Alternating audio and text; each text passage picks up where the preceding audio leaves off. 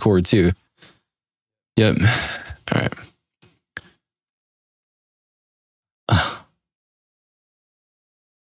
And I think that's working. Dude, what's that face? Huh? So what's that face? Me trying to make, I'm trying to make sure that everything's still working. But I need that up. All right. That's on. That's on. That's on. For voicemails later. I think that's on. We'll find out when we get there. And the screen share is still going. We got to figure out something for the screen share for later, because not in this episode, maybe we'll just do it different next time, but it seriously looks like shit. This looks like Minecraft level stuff. I wonder why it's doing that. I don't know. It looks bad. And it's only like the room. So I'm transmitting it like 11, it's like 11.3 megs per second. And I think yours is at 4 or 5. 4.7. Yeah. So I don't know what the deal is. But figure it out. Hi. What's up, buddy? What are you doing? Do we really say what we were just doing? What are you doing? Figuring it out. We're figuring it out. Because I was thinking today, I'm like, you always hear my kids yelling in the background. In about 5 months, you're going to hear, wah! Yeah, that's right. Well, in 5 months, I'm not going to be able to do what I just did. You woke the baby up. Bo, you woke the baby up again, and I hate you for it. No, you want him to be up right now. You want him to sleep in like the next hour. So you want him up all day, so that way they sleep and all night. But it's not couth to walk up to a baby when they're not. I don't know how much sleep a baby needs. I would imagine it'd be a lot. Yeah, right. Oh, yeah. You need a million hours of sleep because that's how you grow. Yeah, they'll sleep way more than eat, which is awesome the first year because they just lay on you and sleep. And then after that, they're like zooming around the house, and you're like, "Would you sit the down?" Yeah, but then when I want to go to sleep, I just have to sleep right there with the baby while the baby's sleeping. I was laying, because you know how you just did the baby's laying here and it's sleeping. I have to sleep then because I'm not going to be able to sleep any other time. Because it's not. I don't think it's cool or couth to say, "Hey, wake up. Not yet. Don't go to sleep right now." Yeah. Not yet, dude. You didn't have no choice. Yeah. It's like bottle. Then they're out, and then you go to pull the bottle out, and they're like, "You took it from me." Oh, God. It's like the cat. I didn't look at myself when I did that. I can imagine what that looked like. I'll Photoshop something in there. Do not. Oh my God. That's it. I'm turning my camera off. Yeah. And that's how you started, of course. That's a wrap. That's a wrap. Welcome to the RHYTHM Pyro Podcast, where Posey, AJ, and Jamie ignite your passion for pyro musical show design while testing the very limits of your capacity for stupid.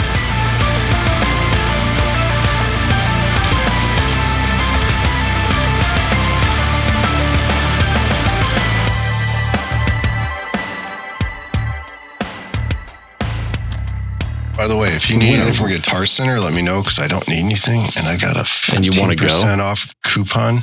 Yeah, that I can't use. So if you bought too much other stuff. I already bought enough, so I don't need to go back and buy more. But it's only good to the end of the month. Stuff. Jamie could probably use it. He needs some speakers, even though he just bought more speakers. This is true. 15% Tell you what, off. man, the QSCs worked great at the gender reveal, though. I know he was really happy with them. I'm like, told you, dude, you can bump the hell out of them things, and it's still clear. Well, we had an issue at first because we had one of them with the mic pad on. So the mic was like everything at the end of the line, speaker 4 was blaring, right? And then everything downwind, speakers 1 through 3 were not. Because like my dad I had mine in the mix, and the last time, I'm giving my dad a lot of credit here because for some reason I never set my speaker to mic, so he must have either had my uncle set it or I I'm not giving my dad enough credit, because he had it set to mic because he was using it for like PA announcements at his golf tournament that he was on, and he had it set to mic. So when we cranked up the things just a little bit, everything that was online was super low, and the one on mic was just absolutely blaring. And everybody's like, well, what's going on? And I was like, well, are those three are set to line? Is mine set to line? They're like, no, it's set to mic. There's a problem. Got to change that. And bingo. And then you can turn everything up. All right, where's my stupid thing here? Which thing? What are we talking about? All my notes. They're all gone because I'm gonna start creating a secondary desktop just for podcasting night, because way too much crap's open. I can never find the stuff that I want to find. 16 screens. You need a laptop for your notes. A screen up top, screen to the left, screen to the right. Yeah. One on the ceiling, so when you look up, you can be like, oh, that's it. Yeah. Yeah. The screen on the ceiling. Yeah. Hey, welcome to the Rhythm Pyro. That's AJ. Oh, hey, your mic. Hey, it just cut out. Did it? How about now? You're good now. Better? Yeah. Okay. There we go. It's not cracking anymore. Awesome. Thank you. Welcome to the Rhythm Pyro Podcast. I'm Bo. That's AJ. Hola. And there's no Jamie. He's working.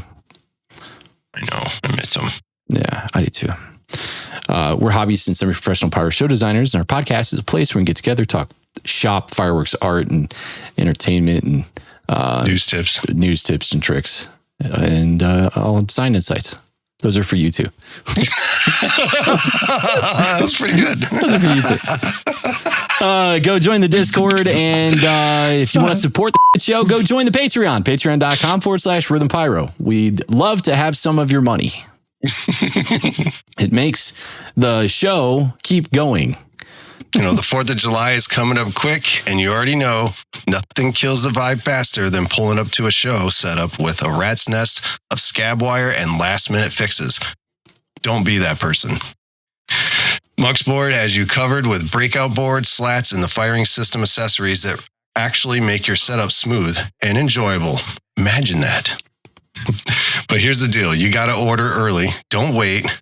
This isn't a hope and pray it shows up kind of situation.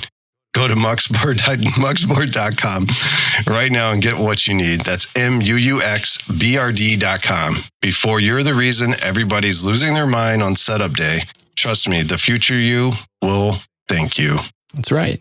And CJ's got a lot of, it's a real talk. CJ's got he's got stock on some stuff.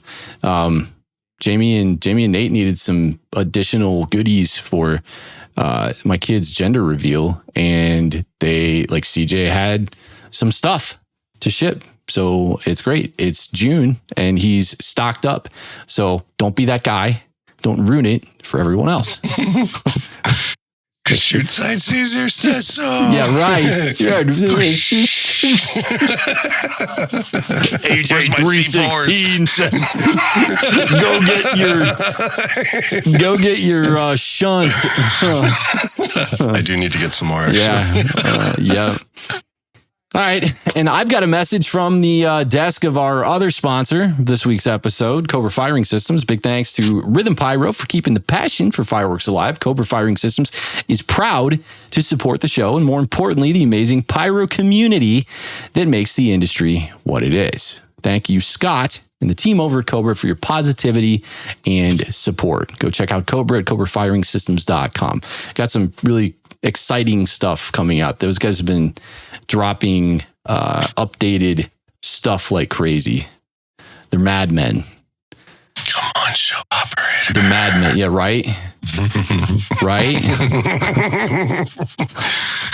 You got our email, Scott. Just send it now.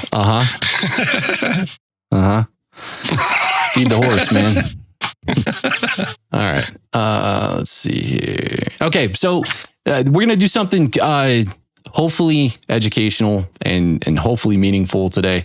This is, we've talked about single shot sub positioning for a long time. And for the most part, the consensus. Never visually, though. Yeah, never visually. And this is a video episode, so it's available on YouTube. Go watch it on YouTube. We'll be doing some screen shares. But the consensus every time that we talk about single shot sub positioning is always, guys, we don't get it. We don't understand because you're so busy laughing and screwing goofing around with other stuff that we can't understand what you're saying. And two, Bo's super inarticulate and Jamie's chasing squirrels through his mind and nobody knows what the AJ is doing. So that's right. Yeah, that's right. It's the blind leading the blind. So, but we're going to try to walk through the very basic overview of what it means to sub position. And so I want to thank Mike, the Novice Pyro, because he was on the Discord a week or two ago, and he had asked a question, started a thread about like, hey, is there any other way to prevent wires from going single shot rack to single shot rack in your site layout?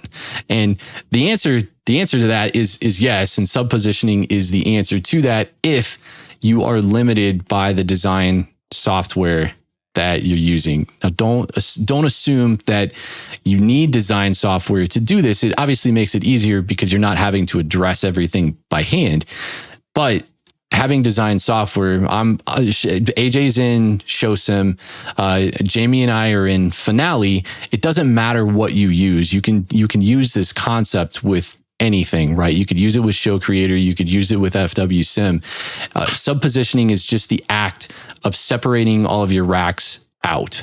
With that said, I think that it's a manual process because we don't get the luxury. I don't have Finale Pro, and I can't afford $1,200 a year to justify one or two shows.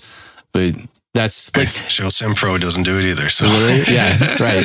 So we're quick note on the CSC thing.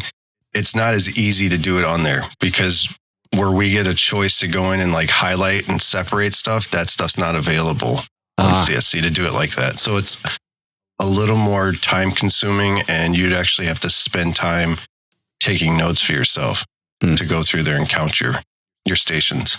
Yeah, I see. So you're saying just like the database fields, it's not easy to change. Yeah, it's not like where we have filter a script. Them and yeah, exactly. Yeah. Okay. Yeah. So, all right. With that said, and I guess AJ, what we can do is we can kind of we'll go back and forth, but I want to try to talk about a lot of the facets because sub positioning requires something that a lot of shooters complain about early in their shooting career and their design career is like, I don't have enough gear to do this. And to do a big show, because you can take a relatively small show and turn it into a show that requires way too much gear. Style. Way too much gear by sub positioning. This is obviously where your network connections are going to come into play. If you got friends, you got clubs, you got people that you can lean on to help borrow gear. This credit cards. Or you got all the money in the world. Yeah, right. That's not a problem. It'll be fine. Yeah. Chad, I need 3 more mods. So let's do this. Hold on. Let me pull up Finale and then switch to, I gotta pull screen number 1. Yeah, no kidding. So we're looking at, this is Finale3D, and essentially what AJ and I have both done here, he did it in ShowSim and I did it in Finale3D, is we did a really basic layout, and sub positioning for me and this work environment usually involves, this is a new install of Finale. I just rebuilt this computer not too long ago. So this is just like a really quick makeshift look at how I start lake designs. So the template that loads up when I start a design, it looks something like this, right? I shoot 5 positions on the lake, and I've got obviously my F positions and then cake positions. There's usually slice and shell positions in here too. But the F positions, AJ, stop me if this is different for you, but when we design stuff, right? If you're going through and you're throwing things on a timeline, I like to do the entirety of the design from a perspective where I'm putting everything into these buckets, right? F1 through F5, which designers know that when you go to address that in Hobbyist, for example, you're going to get, like, if I look at my script here based on what's thrown on this timeline, there's going to be, there's a lot of different angles, right? And I think I've filtered these and shown the angle column. So, you know, you have all of your left angles, all your right angles, everything that's straight up. But when you go and address this, and I guess I'll do this just for the sake of demonstration here, but if I address it by position, these are just all default settings. Go ahead and hit enter. It's going to go through and it's going to address the show. But then if you go in here and take a look, if I pull like all my middle position, F3, right? My single shot position that's in the center, these are all going to be on 3 because I probably have stuff going off on the exact same cue. How many pins did I get here? Of course, I was one freaking cue short. What the hell? All right, let's do this. Let's go to, let me zoom out. Oh, you did it by amount of pins. I do it by the size of rack I'm using. The size of the rack that you're using? Like a 35 or a 36 or 18, so, that kind of thing. Like, this is what I'm trying to do here, though, is just for the sake of putting a bunch of crap in here so I have more than, 18 shots. Like, I'm just going to overload this with just a bunch of junk. And then we'll put some crazy angles in here, and then we'll spread this out a little bit so they get different ignition point times. And then I'm going to go ahead and address this one more time. All right. And then what this does is we should have multiple modules now on F3.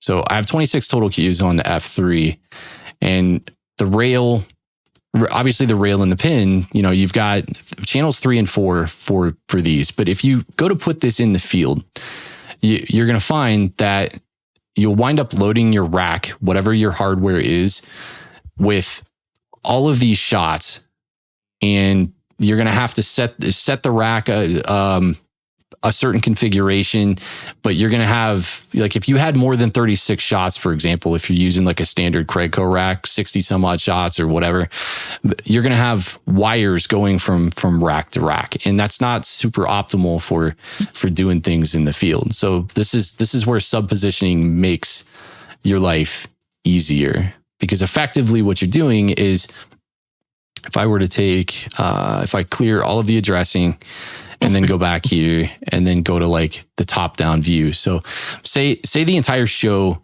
is done, right? And the way that I've always sub-positioned is, so I have F3 here, but I'm going to take another position and I'm going to create a couple of positions. Actually the typical is 3, but it all depends on how many positions I have, or like what that position calls for, given what angles natively are at the position. I like to have one rack that a rack that everything shoots off to the left, and another rack that everything shoots off to the right, and then another rack where things shoot straight up, right? But you can have as many racks as that position requires. I think having the racks where they don't fan out and go super big like that, it condenses the footprint, makes it a lot easier. If you had to do like rain protection, you wanted to load it into the barrel through the for you, it's more liners, of right? Yeah, it's more for you too. It's also space constraints. Mm-hmm. Yeah, for the rafts, right? Because it's like, if I can take those racks and prevent them from, if I have a rack shooting into each other, sitting right next to each other, I have to figure out how to elevate that stuff, and it's not optimal to do. So like the naming nomenclature that I like to use with a lot of this is like, I'll do F3A and then F3B, F3C for these, F3B, and then we'll do F3C on this guy. All right. And then what I'm going to do is I'm going to go into my script and filter by the F. So they're all natively sitting at F3A, but that's only because I renamed the F1 position that was there. If you wanted to keep it clean, you could totally make 3 separate positions, F1A, F1B, and F1C, or F3 ABC.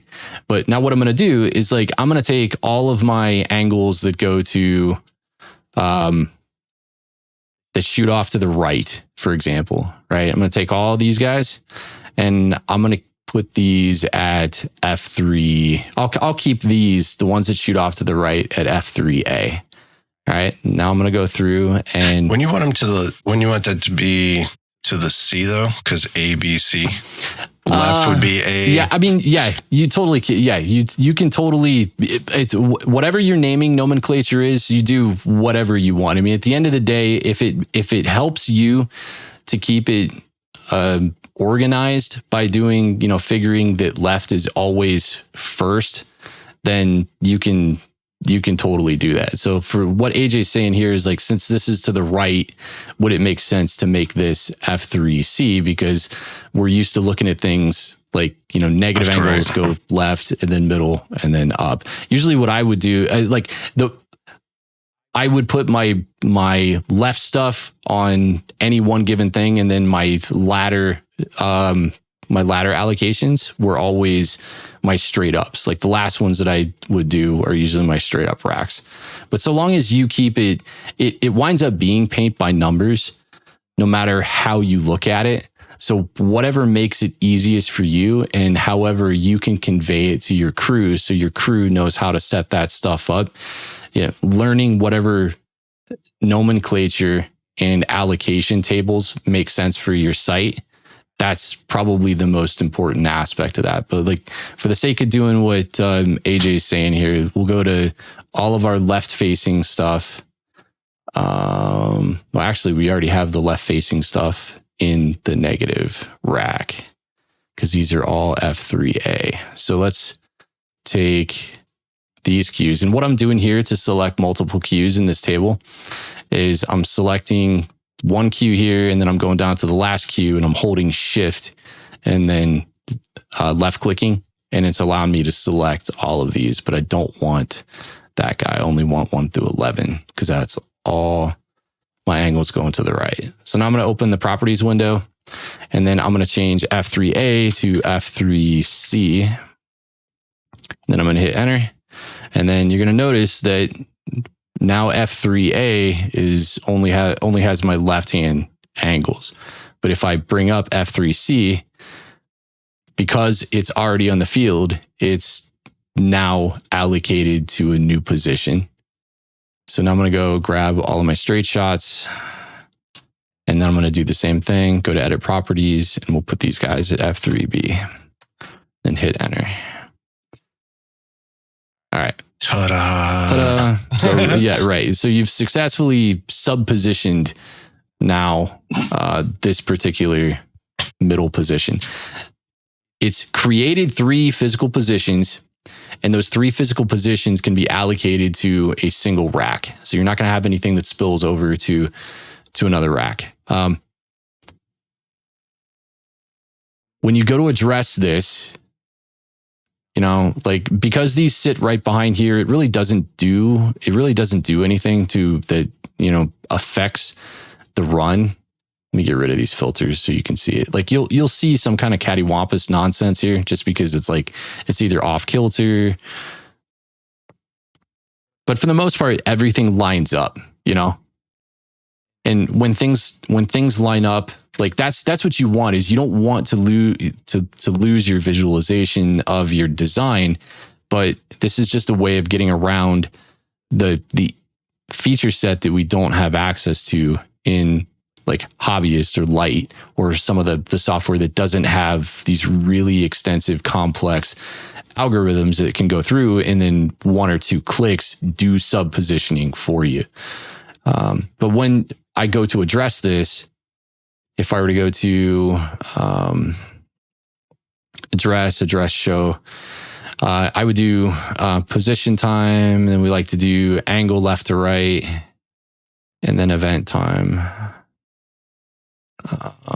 And then right here, the constraints to prevent wires from hopping module to module, this is set to position because that's what we're using to separate each individual position on the field to confine it to one rack.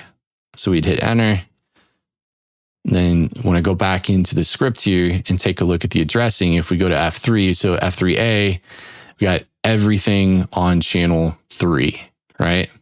Then we go to F3B, everything on channel 4. F3C, everything's channel 5.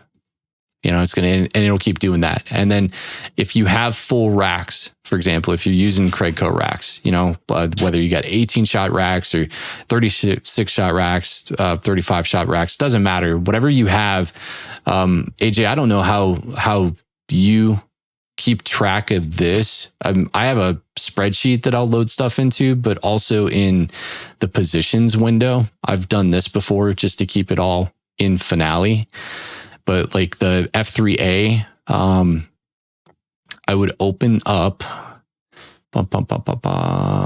like there's a notes column here. And I've used this not out of this notes column before, where I just go in and put like 35 shot CC, like 35 shot Craigco. And then same thing here. And this kind of allows you to keep a count, right? Because if you need to, you could export this table and import it into Excel and then get automatic counts as to, how many fields are required for your 35 shot Craigco racks. And effectively that allows you to create module allocation tables so you can give it to all of the people that are contributing gear for a particular show and say, yeah, I need 20 of these, or yeah, I need 10 of these. It allows you to filter by what you need, which is really nice. So you can kind of lean on the positions window to help you do a lot of this inside of Finale. Let's see. So back to real quick. So when you were doing the addressing in there, go back to the script so you can see just one location. Did it pop up the way we do it now, where like the first queue is the very first? You're talking about the, So yes. I guess explain why you went left to right as well too. Yeah. So this is probably going a step further than sub positioning, but it's definitely part of the sub positioning workflow. So when you're looking at a Craigco rack from the top down, I think this is definitely like a part 2. This is definitely a part 2, because I contemplated taking a picture of a Craigco rack from the top down and then putting like text indicators over top of it. Like this chamber is always going to be Q1. This chamber is always going to be Q2. So if you're looking at that Craigco rack top down, the back left-hand chamber, actually it would be the front left-hand chamber, because we tend to snake around, and the most extreme angle is in the front of the rack, right? But with the 35 and the 36 shot racks, because of the way that the addressing parses and partitions and splits in the middle, especially if you have all of your shots going in one direction, even if you're using 1 meter match, that stretch really won't be that far, but it creates even more efficiencies in the sense that when you pick up a shot and you look at it and you're like, okay, this is a -80 and it's Q1 of say you had 2 channels at this rack because you had a 36 shot rack. Say you had here on F3A, you had channels 3 and channel 4. Channel 3 Q1 is always going to be that front left-hand chamber, right? Because of the way that it was addressed right here with position name and then angle left to right, and then by the event time, you're going to get addressing that puts things in a very, very specific order. It's always going to start at your craziest, most extreme angle. And then this allows you to kind of set your rack, and that chamber is always going to be Q1. I think where things would always get crazy for us when we did it was if you do absolutely have gear shortages, and you don't want to get so crazy that you have 10 billion racks, that you have angles, like you have a rack where all of your angles are present. It's going left, it's going right, and it's going straight up. Eventually you're going to meet back in the middle, and you might have empty chambers. And if you have empty chambers, that's when that addressing, at least that I've not found a way around that. No, I haven't found one either. Yeah, exactly. Like if you have a 35 shot rack, but you only have 26 shots, and the first 18 are to the left, and then you have straight ups or whatever, and then you have some extreme angles to the right. You have to start over on the right side as your biggest second channel, highest Q. Like, no, it's so hard. You're right. This is something we need to have a rack labeled out. Yeah, that makes more sense. And we'll put together like a PowerPoint presentation on that piece of it. Like this, the sub positioning is going to get you. I think they are rightfully so. Like you split them off into two separate buckets, right? Just being able to get everything addressed and parsed out and sub positioned so the workflow is easy if you have access to enough gear to shoot it. That's half of the battle. And then the other half of the battle is how efficient do you get beyond the setup already being somewhat efficient? Because you're going to get to the field and you're going to realize, you're like, wow, this is great. You know, AJ's got a rack, Jamie's got a rack, I got a rack, Nate's got a rack, he's got a rack, that guy's got a rack, everybody's got a rack, and they're setting it up on their lonesome, and you don't have to worry about a whole lot of crosstalk between the different positions. You know, you might get outliers every once in a while if you're somebody who likes to throw gerbs or fountains or something at one particular, like you're like, oh, I gotta have like a ground effect, and the only place to put it is at these front racks. I only have one cue. Right. With a cue left here, I have to put it in this one. Yeah. But then if you ever have to do that, try to take cues from that rack and put it into another one that you had the flames on, and try to keep all the ground effects on one rack, because then that'll help you know that you won't have to run extra lead wires. You know, it's all allocated to that one position. Yep. Or that's one sub position. Yeah. Yeah. So that's effectively how to do it in Finale. And, you know, do you have a way to show how you, because I mean, it's always manually, but having to go in and show, all right, well, I know I can only have 7 extreme angles. Do you have a way to show how you allocate that? Yeah. So let's see. If I did like, there we go. Got that. We're back. Cool. All right.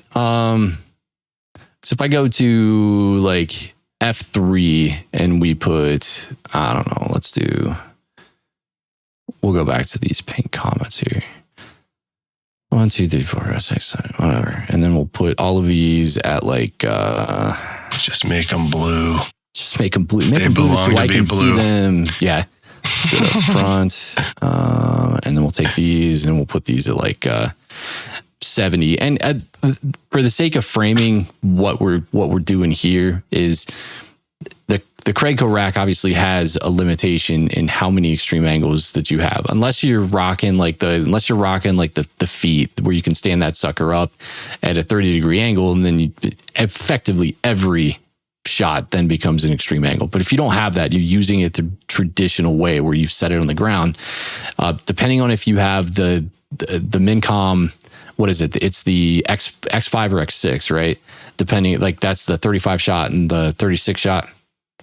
Yes, or X7 for you and X6. Yeah. Okay. So the X7, I have 7 extreme shots that I can go up to 90 degrees, right? But that second row right next to the extreme angle row is limited to 53. Yeah.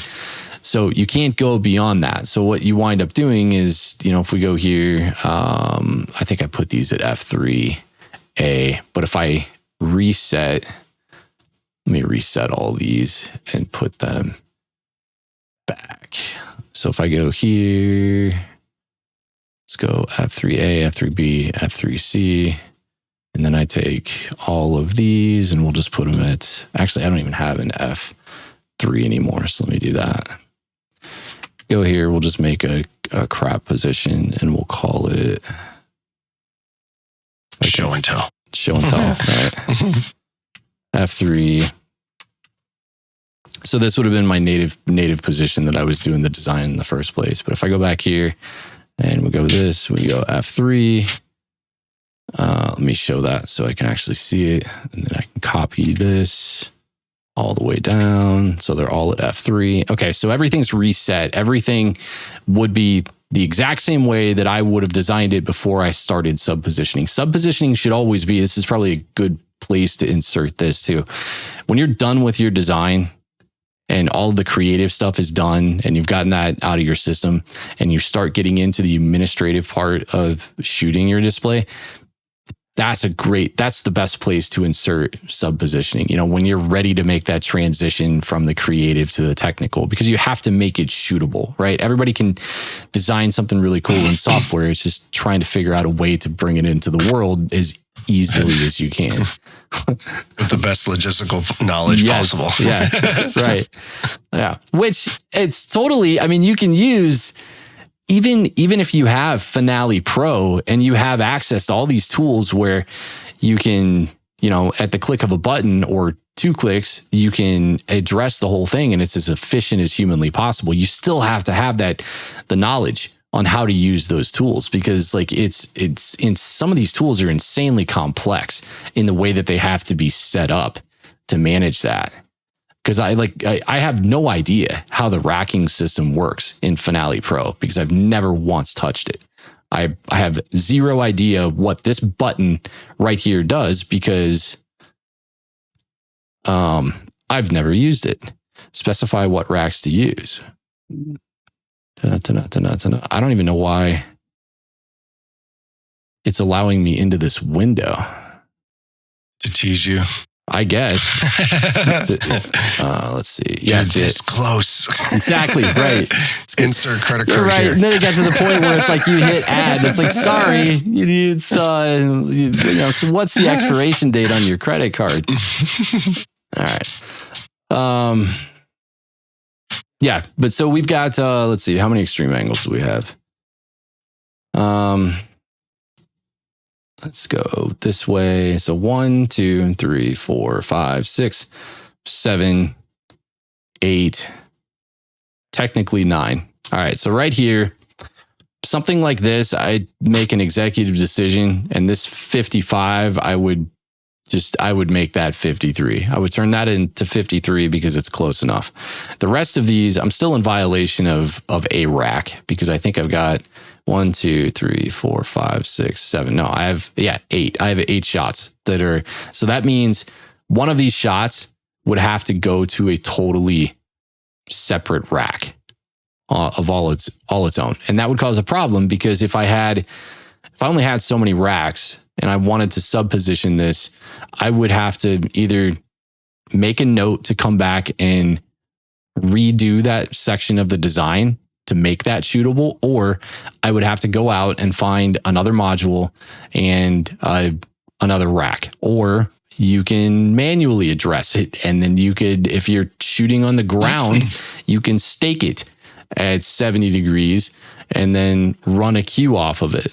But like, it's all the things that you don't really that aren't usually considered when you get to this you're stage. Designing. Yeah, right. Well, even when you're designing, it's always like that too. You always seem to go to this and you start racking stuff and you're like, why do I always have that one extra shot? Just one extra extreme angle. And you're like, then you go through it and you're like, I can't get rid of it.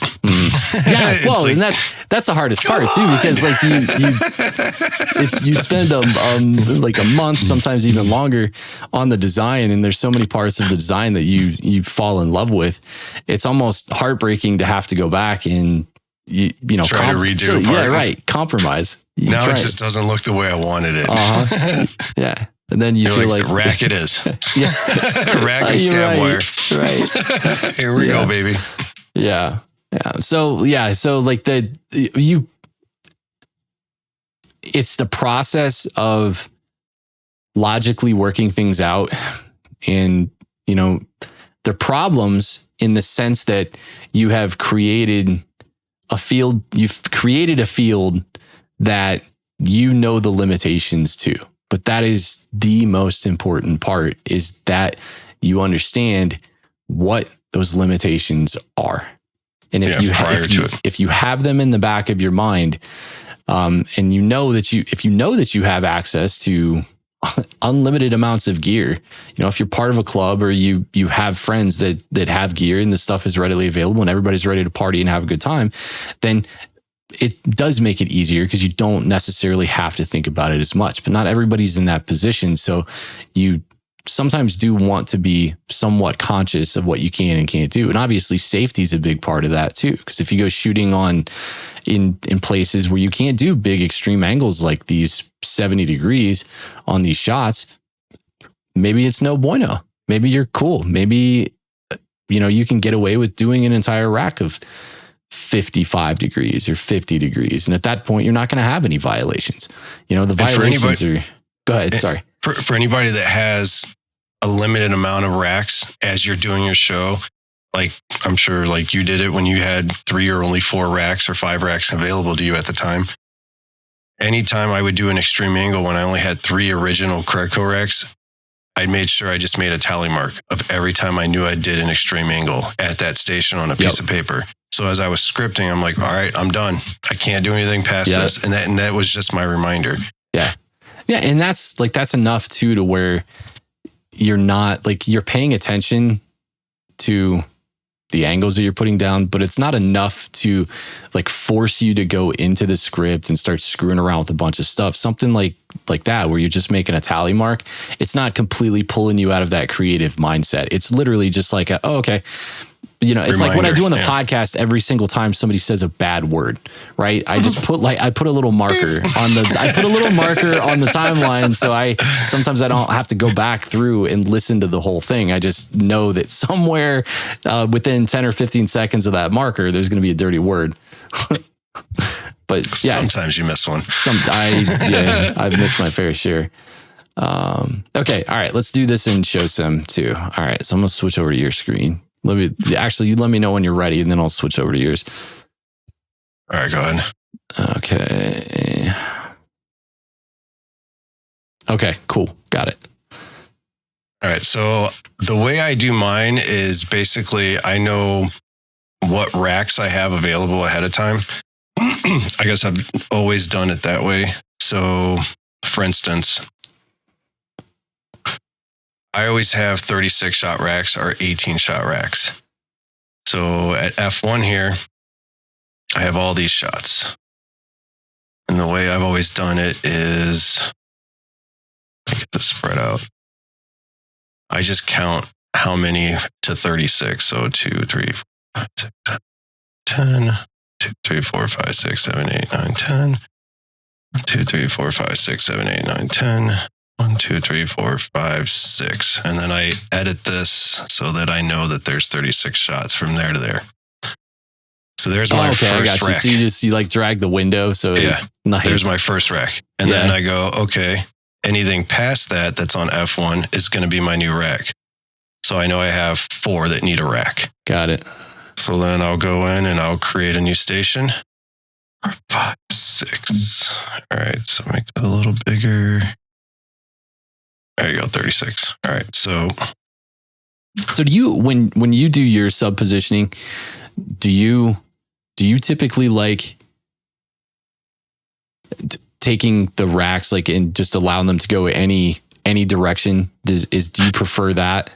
Yeah, because I don't have the restraints like you do. The only time I've had to do that was at Sky Wars, because you're limited to that 20-foot distance front to back, and you know that you have racks, you have 62s, you have cakes and all that stuff. So that center position, I had 12, I think it was, racks, and like it's not going to fit. So I had to do your nomenclature kind of setup where it was everything on the left, everything shooting to the left was rack, say F6-1, and then it was odd numbers, 1, 3, 5, 7, so on and so on. I got you. And then because in the way that appears in the addressing window that you did, I mean, did that cause you any headaches, like having to skip over? Because when it has the positive cue and then it you would have to skip over the next one to go to the other one, was it hard keeping that count at all? Not really, because I just knew negatives were odd numbers were negative and positive numbers were so it was negative and positive. It's still that's how I clicked in my head, is odd numbers, negative, positive numbers was positive direction. Cool. So then again, I'll just clone my position here, and where Bo names them letters, I like letters or numbers. So F1 will always stay F1, and then F1-2 is what I'll call my second position, because I know it's my second rack in my first position. For F1, do you do F1 1, or do you just keep it at F1? Just keep it at just F1. F1. Cool. So then I would just highlight my 4 and change them to F1-2. And I'm good to go there. Now, the only difference where you were talking about where you can change, because I haven't figured it out on here if there's a way. I wish I knew how to do it, where you were able to do your position and then your tilt angle, and you could find out, okay, do I have enough tubes in that extreme angle? The only way I would have to do it is go into my reports.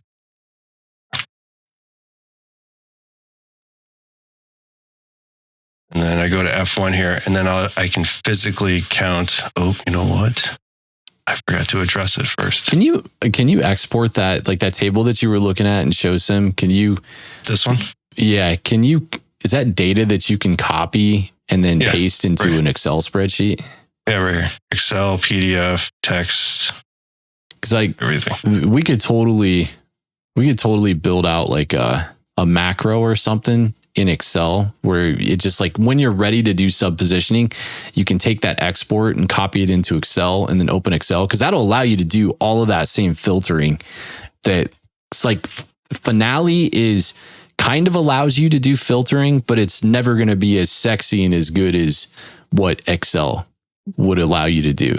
That's the king of all spreadsheets. Now, and I know it's going outside of the design software to do it, but I mean, for sub positioning and racks, dude, it's rack positioning and rack setting, for years, that was still my favorite way to filter, to set up racks. And then if I can count in Excel, I can come in here instead of having to keep, let me do this, and then I'll explain why it takes longer to do it this way. So then I do firing position, negative to positive, and then time, apply. But just you know what? When I made this, I do not think I put it under Cobra settings. I didn't. There we go. Cobra. You got to set it for the firing system. Yeah. I didn't think about doing that earlier. I made it on the fly. All right, then now we'll do it. All right, so firing position, negative to positive, and then time, apply. And then when I go into my reports, I see F1 here, and I see, okay, negative. I have 7, 8. Yep. So I know I need to move 2 of the extreme angles to another rack. Yeah. That's how I would go through. And this is how I check also that I'm not over on cues per rack. So I'm okay, 18 and 18, I'm good on that one. There's my F2.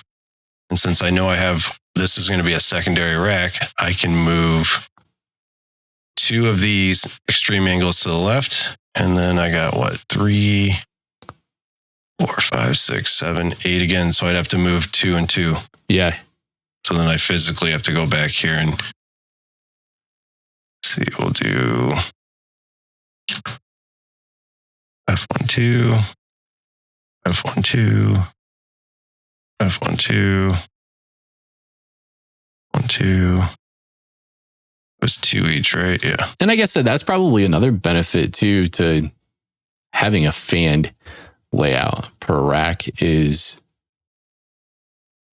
you have more options. Availability. Yeah. Your shoot site, it's because you're restrained to your smaller locations. Yeah. So your way is like, you have to have that 100% like that. Because if not, you're like, oh, well, that one's going to shoot into that one and it doesn't work. Yeah.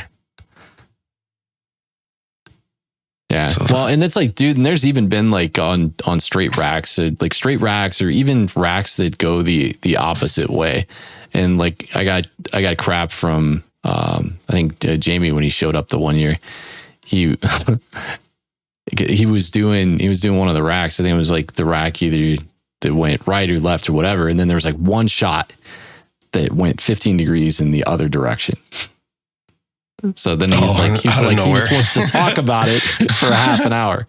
It's like, who did this? Well, I had to, because if I didn't, then it would have to be a rack all of its own, and I don't have a place for it. So we're going to do it like that. It's the only thing, if you can show me on that what you're talking about for Excel, that would be really great, because once, like how this took a few minutes or a few seconds to load, and this is only a few positions here.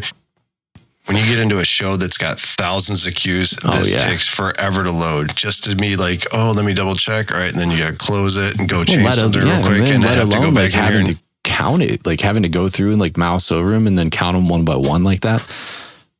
Well, you only have to do that one time, because I know once this is set like this, because you have it filtered. This is 36. You have it filtered. When you look at your script, you have it filtered to show you a particular position. Then that's what you're doing when you count, right?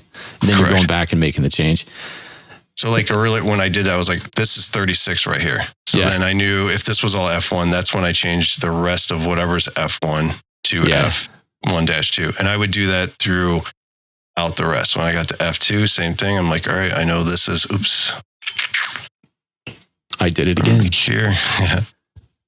Right there's 36. That's 36. So then I know the rest of these F2s would have to be F2-2, but I'd have to make a position for it. Yeah. And so on and so on and so on. And I just do that first. And then once I do all of that, that's when I go back into, once I supposition everything before I do the angles, I go into my reports, and then that's when I count the angles and how many I have to pull from that position or switch whatever around. So, and I'll make just pencil notes for that, like F1, add 2 positives, extremes, add 2 negative extremes, take, 2 out of this position, add them in this position. And then I'll just make all those notes and then go in and manually change all that stuff out. Yeah. Readdress it and come back in here and double check it one last time. That's where it gets time consuming. Yeah. But again, it's the time you put in now that when you get to the shoot site, you're like, I don't have to worry about nothing. I know this is going to work out the way it's supposed to. Yeah. Yeah. Well, and yes, that totally, and everybody on your shoot site's going to thank you for that too, because it's like map or no map. There's map or no map. Yeah.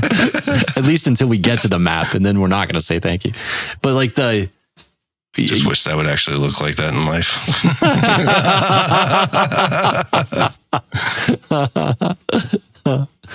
I don't know, the screen share is running really weird. It's running really clunky for some reason. Got to get a new. I'm gonna work on that. Yeah. Sub-positioning it's a workflow, and it's one that you really have to. You got to do it a few times. It's just like anything else in. You have to find your own fitting. What works for you the most, what you understand, because you're the one that has to be able to do it yourself first. Teaching someone your workflow is a lot easier than it is for you to actually get something that's going to work for you, because you're the one that's going to have to do all of this work right up front. Totally. So if you're trying to find another way that's easier for other people, it's going to make it harder for you to actually, logistically do all this stuff. Yeah. Yeah. Yeah. 100%. Let's see, we'll go back to this one. I think this is, your gear stockpiles. Obviously, like we said, sub-positioning is going to be more resource intensive for your setup. It's going to create more work for you on the design end, just like AJ said. but it's going to save you. It'll save you in the field from having to run a ton of wires, right? And it'll save you money as well, in the sense that, like E-match, for example, you know, if you're running like 3 meter E-match on your Kraco racks because you're like, you know, I'm just not sure how many shots I'm going to have that are going to stretch from this rack to that rack to that rack to that rack, then, you know, like it's nice to be able to buy 1 meter match and then just have like this nice, and know it's going to work. Yes. Know that it's going to work. Know it's going to fit. Yeah. Cause like basically this also helps when you're addressing this, doing the firing position, left to right, or negative to positive, it says on mine, time. If you have a fanned rack, your first 18 tubes on the left side, that's all just one slat. Your 18 tubes on the right side are going to be a different slat. So you're not pulling from the far right side all the way to the left, or right to the left all the way to the right, kind of flip wires crisscrossing. Yeah. They're going to stay in a perfect row right to that slat. So 3-footers always work 100%. Yeah. And every great once in a while, you might have that one that, like, again, we were talking about where you angle over to another side. Yeah. One of those might have to be over there, and then you end up grabbing 7-footer. Yeah, that's the one that I haven't found a workaway. I can't find a workaway around it. It doesn't make any sense. You tend to run into that. I've found that you tend to run into that more when you have racks that fan both ways. But if the addressing is optimal, in the sense that you've addressed it, so, you know, it's position and it's the angle optimization. That's the key, is making sure that your addresses move and flow from one side of the rack to the other.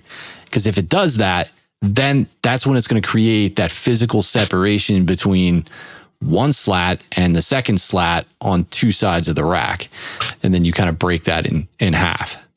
I just thought about something. What if maybe doing this? So if you know you have a rack that's a 36 shot, but you're going to have a fan rack and you know it's not full, you can almost do what you're saying. So F1, you know, would be 36 tubes. You could do F1-A-1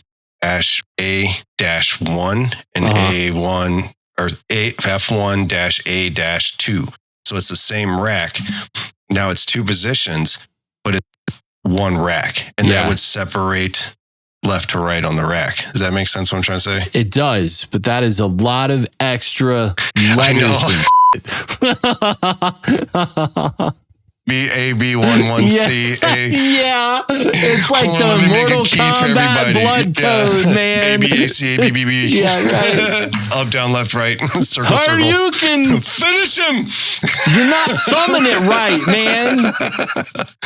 You got to roll. And then you have the map to someone, they're like, what? I don't understand this. Oh, God. The old video game code hotlines. God, I used to spend money on those, man. Like, Mom, I need your credit card. Why? Well, because I need a video game cheat code. Dude, there's what's it called? Pizza Planet. Right, opened up right by us. Pizza Planet, like the place where you like get the alien and like the claw alien, but it's not like that. It's a smaller place, but he's got old school video games there. We took the kids there. Yeah. But he's got the arcades that you go on. It's got every video game that you can possibly think of on one thing. So he's got like 5,000 plus games. Yeah, like every the Mortal Kombat, awesome. Every Ninja Turtle in there, every old school game. And what's funny, Street Fighter, or there was I don't remember if you remember, it was a samurai game. I forgot the name of it. Samurai something. Jason's like, all right, buddy, let's play. And I'm like, you're now, dude. This was your daddy's jam. Yeah, exactly. I'm over there like throwing out Cyrex, like webbing and all that stuff. And she's like, how do you do all this? I'm like, up, down, left, right, circle, circle, ABB, kick. And he's like, son, it's like riding a bike. You never forget. Yeah. You let him get real close. You're like, thinks he's kicking your butt and you got like that much health yet. And you're like, all right, 16-point combo ready. And finish him. He's looking at me like, what? I'm like, boy, this is my stuff. Okay. This is the stuff I sent my paperboy money on. Okay. You're in my world now, Grandma. Take your mushroom stamps and your Call of Duties and shove it. God, I'd love to know what that game was though that you're playing. Samurai. It was the original one was Street Fighter. That's what I was kicking his butt the most in. Yeah. God, I love that. Samurai. Dude, you know what I don't have on the video setup? I don't have the voicemail theme song. That sucks. I don't think I can load that in here. Samurai Showdown? Yeah, that was the name of the game. Why don't I remember that one? It was on arcade is the only one I remember playing. Samurai Showdown. Was that a fighter? Oh, it was. Oh, yeah. Yeah. I knew everybody's moves in that game, dude. That was, I want to say that this was one of the few fighters that I didn't play. So like this one and then Killer Instinct was another fighter, wasn't it? I don't know what that one. I never played that one. Like Street Fighter, I loved. Virtual Fighter. Remember that one? The old Sega, like polygon like square character. Bodies. Oh, yeah. Oh, dude, I love that. I got Dad to rent me was it a Sega Saturn or a Sega Dreamcast? Or whichever one that was. I got Dad. I was like, Dad, when's the next time you're going to throw one of those parties where, like all of your friends come over and he's like trying to entertain the local minor league hockey team? I played this. Yeah. He would invite him over and then he'd start like renting Sega Saturns. And I was counting down the days because I'm like, all right, I'm going to save my money and then I'm going to rent that Virtual Fighter and then I'm going to beat all the hockey players. It's going to be great. It was so slow too. Like no matter what you did, like you'd be super fast on here and it was just like... like I know he's gonna do something. I commanded it to do something. He got himself a MAME arcade and then he put crap hardware. Bro, do Pizza Planet right. Oh no, I'm saying that game. Remember that specific game? Like they didn't move like quickly. Really? No, Samurai Showdown I never played. Oh no, I'm talking about Virtual Fighter. Oh, you're talking, like how they would shimmy, you mean? Like when they move? Like their moves, like their actual fighting moves were quick.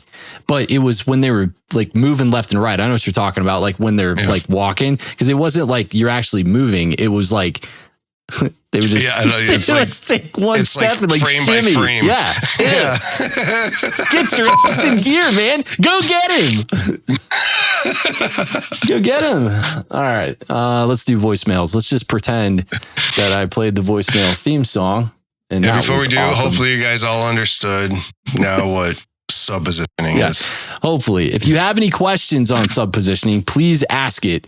And if you want, I believe next week for 100th episode, we're going to try to do an actual live podcast. I don't know what the topics are going to be, if there's even going to be any topics. It'll probably just wind up being like a big show roundtable with a bunch of maybe we'll do callers, but it's very likely going to be on YouTube or Twitch or something like that. But we'll just do a live stream, and then we'll have people call in. And if you have any questions on sub positioning, please ask, because I know that we don't do the best job of articulating stuff. So. Man, your video is so grainy now. Is it? Yeah, yours is. I bet 1.51. Dude, I bet your kid is playing video games. I bet that's what's going on. No way it's taking it down that must. I bet he is. I turned off your screen share though, so it cleared yours up just a little bit. Okay, all right, let's pretend that the voicemail theme song played. This week's voicemails are sponsored by Craigco, the best damn racks in existence. The functionality and the freedom that they give you, it's just a thing of beauty. And they're made in the USA. That's right, made in the USA. So, all right, let's see. We got 2 voicemails this week. Let me pull this over here, so I'm not looking at that. First one, like Beer Fest, USA. Yeah. All right, let's see. It's just gonna go. Come on. Is the pirate back? No, I don't think so. All right, so I'm looking on the RHYTHM Pyro Podcast merchandise store here, and I'm looking for bumper stickers because I have 87 million bumper stickers on my toolbox at work, and I wanted to put a RHYTHM Pyro Podcast bumper sticker on there, and there's no stickers. What the heck? You call yourself a merchandise shop? Dude, Seriously? Who would really buy stickers up? No, I don't have the stickers on the website because I give them away for free when people order cables and balls and stuff. Gotta be serious. They've ordered cable. You order cables. You order balls. I'll throw a bunch of stickers. Order some balls and cables. There you go. Well, actually, I'm asking for a beating now because I don't have any balls in stock. No, you've drained them. Yeah. Literally. I mean, I guess I could put the stickers on the website, but I don't know how to. I feel weird charging money for a sticker and then figuring out how to ship a sticker. You know, And mail. Well, I know Standard that. Right. What do I do? Go buy, excuse me, sir, I'd like to buy a roll of stamps. It still exists. I know they still exist. I just got to figure out how they work. Yeah, I got some stickers. Got some stickers I want to ship. You saying I just put this in an envelope and put this stamp on the front? That's the other thing too, is I've never understood the concept. How do I know if I'm using enough stamps? Oh, I don't know that. I haven't had to send in mail in forever. Right? It's difficult. When somebody orders balls, I put them in a box or I put them in a bag and I put them on a weigh scale and I get the weight and I plug that into my shipping software and then I print a label. But a sticker in an envelope with some stamps on it, I don't know. Yeah. $15.95. $15.95, yeah. $15.95 and I'll ship it for free.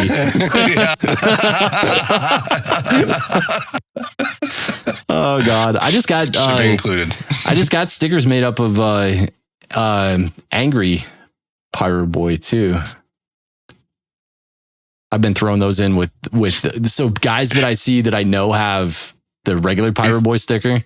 I put the other one in their order. We should get the one of the three of us on the background drop. That would. Yeah. There we go. We need to ship posters. Yeah, the Tron version one. Those would go too. I do have something really cool planned, but it's not going to happen until probably Q3 of this year. But it'll be nostalgic, and I think it's gonna be really cool. Don't give it away. I'm not gonna give it away. I'm not gonna give it away. But I'm gonna put some up in the studio, but I'll probably wind up selling those on the website too. Hopefully people dig them. But all right, so that's enough that. Sure, I'll put the stickers up on the website. All right, next one's from Gino. Hola, amigos pirotecnicos. Gino from Utah. Hold on, he's putting you on the spot. Hold on, I'm rewinding Hola, amigos pirotecnicos. Gino from Utah. This year, my shoot site is about 3 blocks from my house. I have a flatbed trailer that I'm going to be transporting my 1.4 on. It's all going to be poked, E-matched, in slats, and shunted. Any concerns that I should have? Should I transport it in a closed trailer? Should I put a tarp over it? No tarp. What are your thoughts on that? Love the podcast. Love everything you do. Glad you like the shirt, Bozy.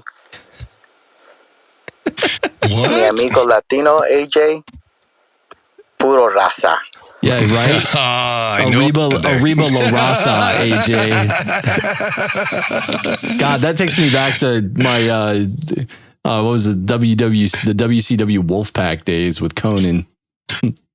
What's the shirt he's talking about? He shipped me. You want me to go get it?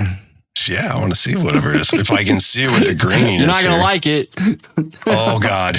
Never mind. Don't get it then. Hey, hold on. We need to. Oh, man. This is scary.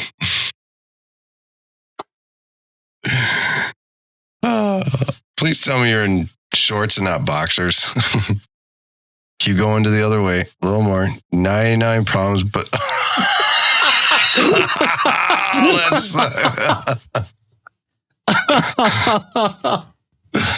Wow. Oh God. Yeah, I know. See, it's never ending, baby. What do you call that? A jab? Hadouken. Yeah. Oh God. I still don't know what he says. Oh God. Yeah. Okay. So to answer some of your questions on shoot site transportation, No tarp. Yeah, I wouldn't That's do static. the tarp. That causes That's too much static. Open trailer is better. Yeah. I would think. Something goes off, it's going to go up in the air. Yeah, he said it was all 1-4, right? It was all 1-4. He Yeah. said 3 blocks away. 3 blocks. Now, I guess he didn't explain, is it 3 blocks driving through a subdivision or 3 blocks distance? That's what he meant. 3 blocks. And So I really can't confirm or deny if it's safe and appropriate. Yeah. For legal reasons. Have we all done it? Probably. Yes. Probably. You can neither confirm nor deny. Yeah, I mean, it's no different than, it's different, but it's no different than driving down the road with matched pre-matched product from Proline stuff. Yeah, right. And I think the same difference. DOT and I think DOT, their regulations for and the ATF, their regulations are for what constitutes your in setup is time dependent, right? But there's plenty of display companies that transport in enclosed trailers. But they're in commerce. Yeah, they're in commerce, right? I don't know where that legality goes. Like, that gray area. Yeah, exactly. I mean, it's a gray area. I think anytime you match something and you put it in a vehicle for transport, I think the one thing that we can all agree on is you're taking a risk.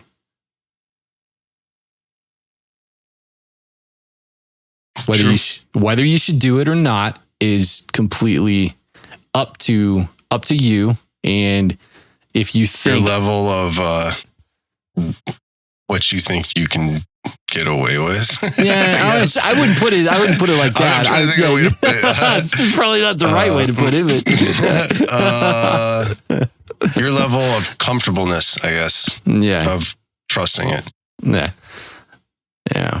I mean, like you said, there's companies that travel states to states away with pre-matched product all the time. Yeah, and they're they got them in boxes that are allocated for those specifically, but I mean, they're in commerce and they're by some DOT license, explosive license. Yeah. This being in non-commerce, I don't really know what to say too much on that part. There's the gray area. I don't know. Yeah. But being shunted is your safest point at that. Yeah. Yep. Yeah, I would agree with that. I mean, how many? It's not traveling 3 blocks, but I feel like walking those 4x8 sheets of plywood from your front of the garage at the lake all the way down the hill in the back is far enough as it is. Bouncing around, you're like, plenty of time, right? Dad looks down at the board and he puts his hands on his hips and he just looks at everybody like, hey, you want to help me with this? You want to move this? Here, come here, help me with this. Question we never asked each other. If one goes off, are we counting to 3 and dropping, or as soon as it goes off, are we just all going to drop it and run? I guarantee you the dad's going to be the first one to drop that board. That'd be the first one gone. At that point, it's every man for himself. Flips the board at us. Yeah. If you guys want to leave us a voicemail, head over to bozy8823.com/Rhythm Pyro. About halfway down the page, there's an orange button that it's like a start recording button. Hit it and call in, leave us a voicemail. We'll chat with you on air. Remember, it's 90 seconds. In arrears. Yeah, you got 90 seconds. And then after that, if you're drunk texting, just make sure that you're cognizant and aware enough to start over. Do it again. From where you were. And again, and again, and again, and again. Dana. All right. I think that's it. I think that's it. Stop talking about it. Yeah, 100th episode next week. No idea what we're going to do. We'll figure something out. Actually, what is today? What is today's date? The 4th. June 4th? 1 month away. God. I know. Trust me. It seems like it's coming faster and faster, and my checklist isn't going away. So I got tons of stuff to do. At least you have. And then I found out our truck with 1.3 is coming not till like the 11th or 12th. Our show's on the 14th. I'm like, oh my God. I got to go out there and immediately try to go through all that product and start labeling shells. Oh, my anxiety is like I was really high. Do when it's not there. Where are my blinker shells? They're not here. Oh, trust me. They're not here. I told, that's why I said when it shows up, Doug, I was like, we'll go through everything. It's missing something. Guess you're taking a cruise, buddy. Yeah, at that point, I'd be like, chrysanthemum. It's like Oprah handing stuff out. All right. Well, good luck with that. I hope that I hope that's not that hard for you. Sounds terrible. Actually, when is that? Sweet. Stop talking about it. Stop talking about it. All right. Next, definitely got to be a Tuesday recording. No Wednesday stuff, so I'll be busy. Oh, you gotta tell Jamie then.